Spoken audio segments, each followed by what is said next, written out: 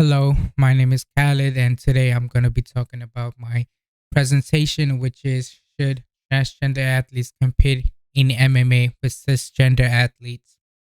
For my introduction, my claim is transgender athletes shouldn't compete with cisgender athletes in MMA because of ethical issues and because especially because they have physical advantages over their cisgender opponent.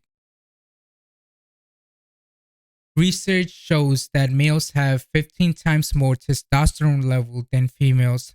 Testosterone gives you physical advantages like bone mass, bone density, and muscle mass, which obviously gives you the physical advantages because you have bigger muscles. That means you're stronger. And on the right, you can see the chart for both males and females, where you can obviously see that males have a way higher testosterone level than females. And for the bottom chart, it is uh, a graph where you can see that across other sports, that male have way more advantages than the female athletes, and in some sports, the advantages is over 50%. So, which is a huge advantage.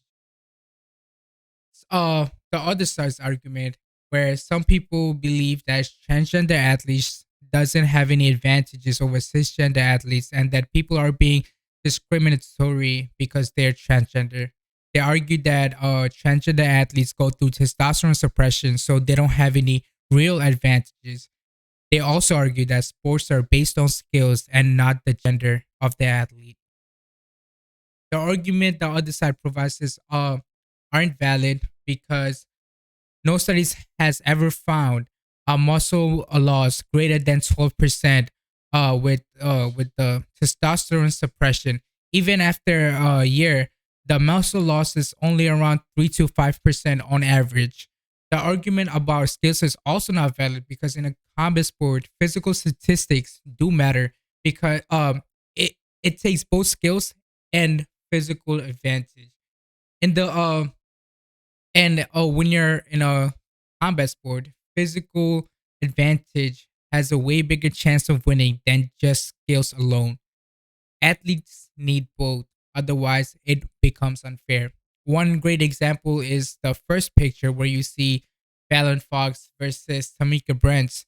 The fight obviously wasn't fair because Fallon Fox had a huge physical advantage over Brent. Brent ended up losing the fight and suffered a concussion, broken orbital bone, and had to get 7 staples in her head. Another example is Lena McLaughlin. The bottom picture, it shows her before and after picture of after the transition, and she also fought athlete Celine Provost, and during the fight, she was basically dominating Celine the whole fight, and by the second round, um, she won by submission because she had Celine Provost in a chokehold. And also to mention Elena McLaughlin, who is the transgender athlete in this example. It was also her first debut, so it was her first professional fight. So for conclusion, I said transgender athletes shouldn't compete against cisgender athletes in MMA because of obvious advantages. Even after gender transition, the transgender athletes have a huge physical advantage in terms of bone size, bone density, muscle mass, etc. etc. However, this doesn't mean that transgender athletes shouldn't compete in combat sports at all. They should definitely follow their goals and compete against other transgender athletes.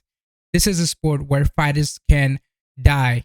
They're in danger. So there shouldn't be any fights where the fight is unbalanced because that will put one of the fighter in a huge danger or in a huge risk where they could possibly suffer from a life-term condition or even death.